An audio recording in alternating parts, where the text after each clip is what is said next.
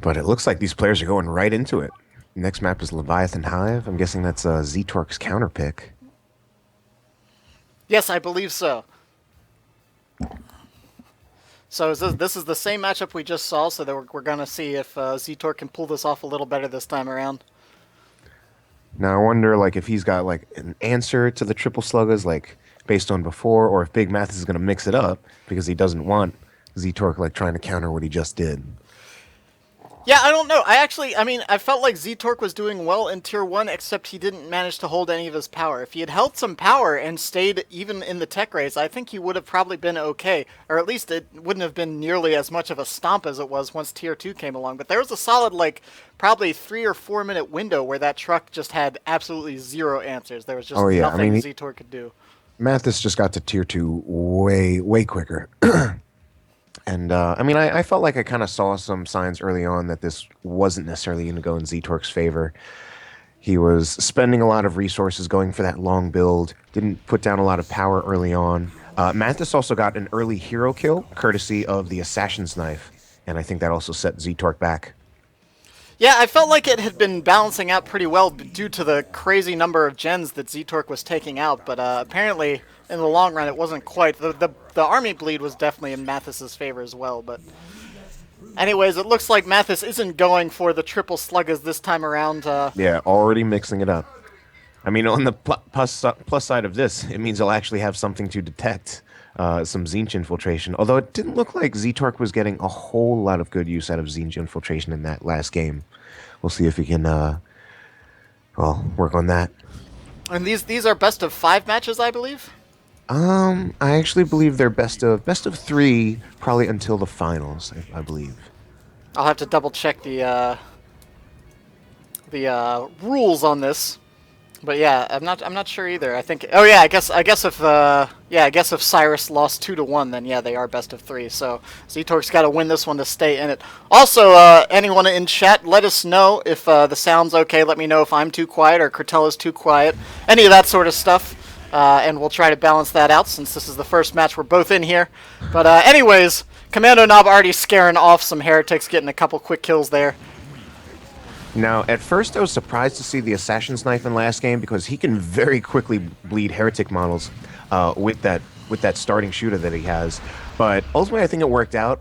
The Sorcerer doesn't have a lot of early ranged fire, and I think Zeetorq had a little bit of trouble dealing with that Commando Knob just running up and hitting things. And a lot of Zeetorq squads, as well as his Sorcerer, kind of losing to the Commando Knob head-to-head. Yeah, the Assassin's Knife is surprisingly powerful. Like, it's a little... You have to play it, obviously, very differently than you would with the custom shooter that he's got there, but that Assassin's Knife, especially, I mean, the number of Chaos Space Marines he killed with... Just killing single models with that adds up to hundreds of requisition over the course of the game. Oh yeah, because the damage of the assassins. There you let go. me correct myself. The damage of the assassin's knife is quite good. It's actually 70 melee DPS. It's only regular melee damage, but it's 70. That's a pretty big number in Dawn of War 2 terms. And he's got that assassinate ability, which actually does 250 damage piercing. So that will get mitigated somewhat by the Chaos Space Marine heavy armor, but that's still a very big number, and that's a one shot. That's like upfront loaded damage. Yeah, like if you get that and then get one more little poke with your knife, that kills a model. And I think there was even a time when he took out the sorcerer with that ability. yeah, because it'll still do full damage on retreat, so if you manage to tag someone with that just before or during retreat, that's gonna be a quick kill. Now, Yeah. this time it looks like he's actually going for the Pain Boy maybe for his melee, and at least so far, keeping the Commander Knob with that shooter and doing pretty well with it, playing a more ranged build this game. Yeah, I mean, he's still going for a melee-centric build, it looks like, but just not going all in as he did last match. Noise Marines coming out again. Noise Marines are just such a pain in one-on-one. They're so useful. I feel like I've been saying for a very long time that I personally believe Noise Marines are a very good unit. But while we're talking about Noise Marines, looks like one of the squads of heretics went down. Yeah, that they did. I I'm not missed sure that. I don't know if- where. Oh, I think that was over on the western side of the map, up by the VP, where that lone slugger squad is. Oh yeah, I see that right now. And I think getting the burners on the sluggers is going to help quite a bit in those head-to-head heretic versus slugger fights because they're getting an increase in health actually. Yeah, they do. They do Oh. get a slight health increase with that, and even surprisingly enough, just that damage from the burners on approach actually takes a good chunk of health off the heretics since there are so many of them. Yeah, I've actually heard some comments by Torpid saying that it can actually be good for like units that are trying to like kite the sluggers because you're actually doing somewhat decent range damage with the sluggers, as amazing as that sounds. Yeah, I think not so much against like the heavy armor squads like Noise Marines and Chaos Space Marines, but yeah, it does definitely add up if you're kiting around a lot. Like you can see both of those flamers now going in. Oh, and explosions everywhere. Oh no. All right, in this particular engagement, I see this going in favor of Zeetorq. Heretics in quite a bit of trouble. The aspiring champion Heretics could go down. It's a pretty close call, and everything else is losing in the ranged fights as well.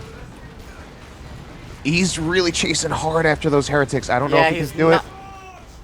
Yeah, those burners aren't quite going to do the retreat damage needed to finish that off, but they might Heretics get a out squad. of there, Yeah, he has to retreat through all of this. Even if his squad survives, most of them are going back with just a single model left, and that is not going to be cheap to reinforce. He's also going to lose his gen farm right here, most likely, even though it's just the one generator. But already, like attacking ground and missing though.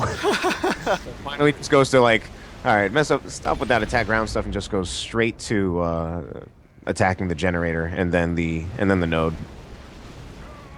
So Havoc's coming onto the field yet again, but not having that second squad of Heretics right now is going to hurt a lot. One, those Doom Blasts really help keep the Slugger Boys under control, and two, he's already starting to hurt on map control. The only points he even has now are his 2 natural power farms. He doesn't even have either of his natural rec points.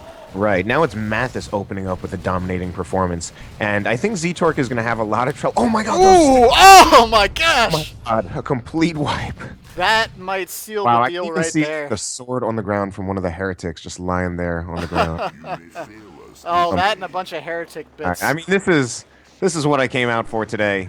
Stuff like that, plays like that. Oh man! But man, even when he had like still 1 Heretic squad, possibly even when he had 2, I think he was struggling to deal with the melee from Mathis since they're upgraded with their burners to give them extra health, and then they've also got that Pain Boy support so that they can actually restore some of their health. We've even got some infiltrated right now. I wonder what they're going to be going after. Actually, infiltrated sluggers can be very, very powerful against Havocs.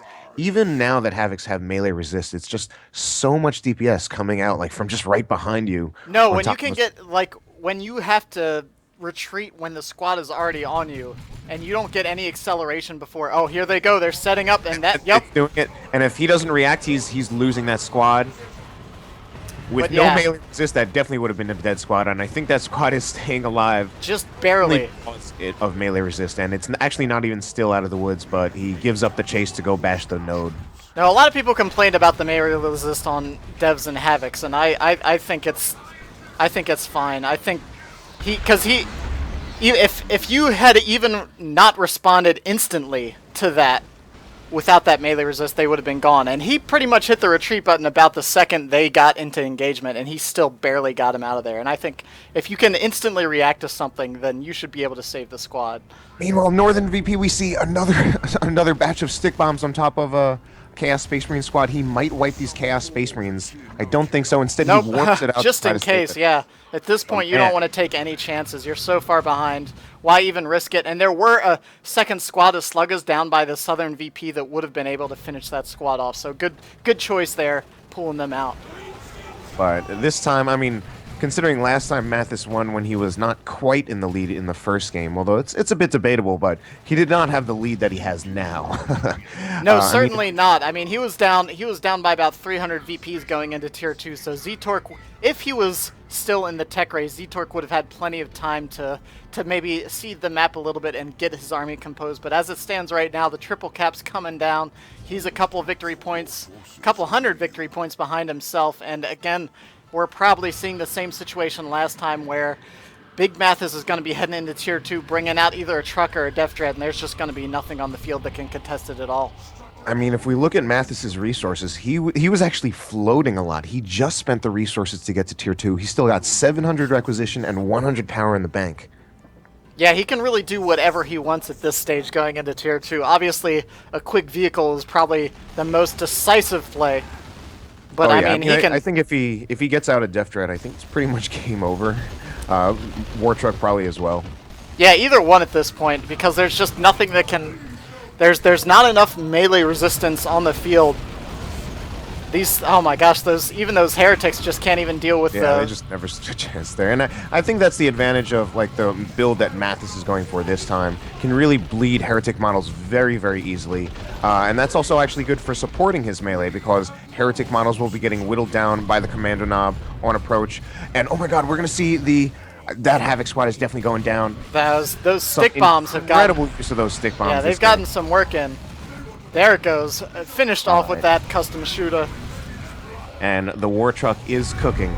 Yeah, this is going to be just about everything, I think. Zeetorq's hanging in there, but I don't know how much longer he can take this kind of abuse from this Orc Wog. I mean, it's so brutal. And Orcs are one of those races where when they're winning, it actually is really, really brutal, because they have so much high DPS coming out of just about everything. They die easily, but they also kill rather easily. Yeah, it's just hard to deal with all of that. Like and that's the problem, is once you feel like you're on the back foot against orcs, they're quick, and especially now with the truck, they're going to be crazy mobile, and they're just going to be everywhere you don't want them to be. I mean, Zeetorq still hasn't... He's just now getting the resources that he would need to get to even upgrade to Tier 2. But he's still just got Sluggas burning down his gen farms. The Sluggas now have their knobs. So do you think Zeetorq just hasn't quite been playing effectively, or do you think a different Tier 1 Chaos... I mean, you play Chaos Sorcerer pretty... That's your main man, so what would you build against this setup? You know, I'm honestly not sure. It's really tough to say.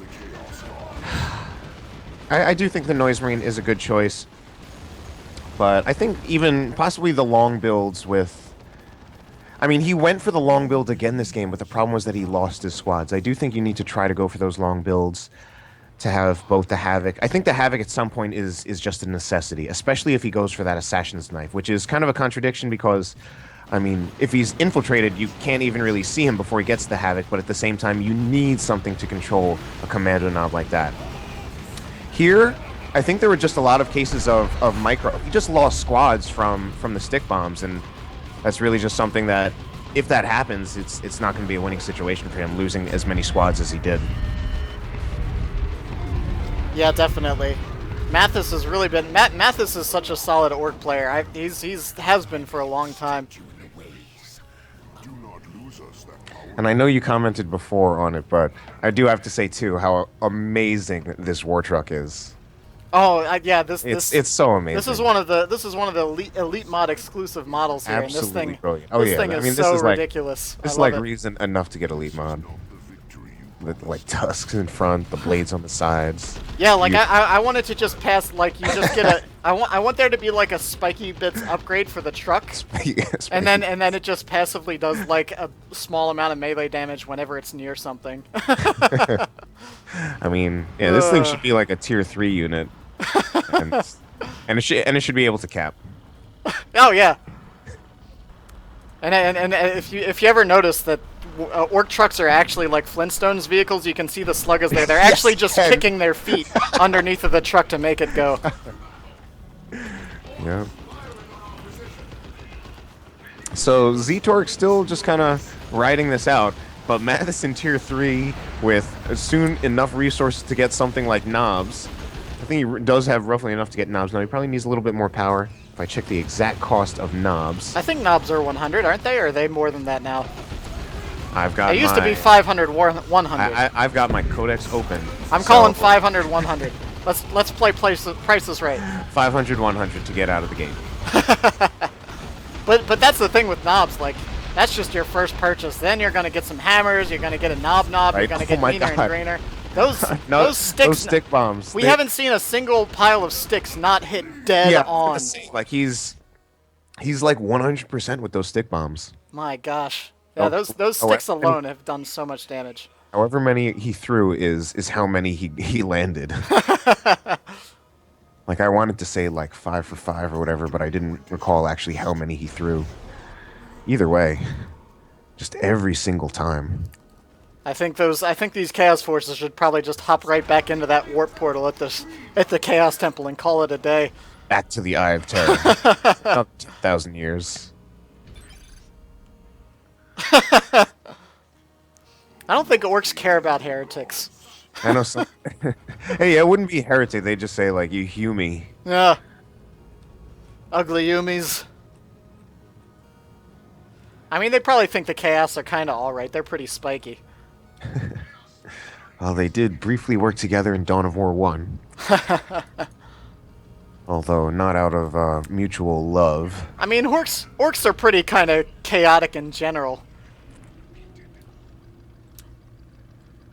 But yeah, the last few victory points are just about ticking off here. Just kind of waiting for Mathis to drop the hammer here. Stick bombs. All right. I think that was actually like his worst stick bombs yet. Yeah, he only did half the health of a squad, so that was pretty lame. And Zeetorq just throwing down a Dark Flames, but VP's ticking down against him.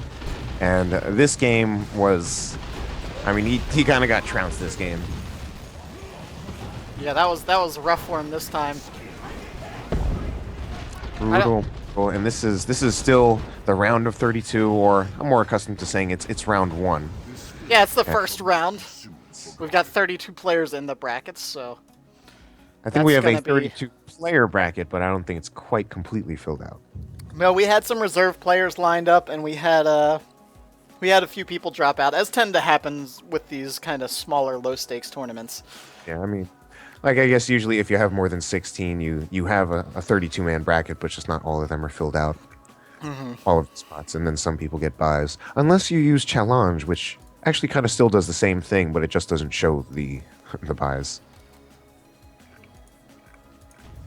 All right.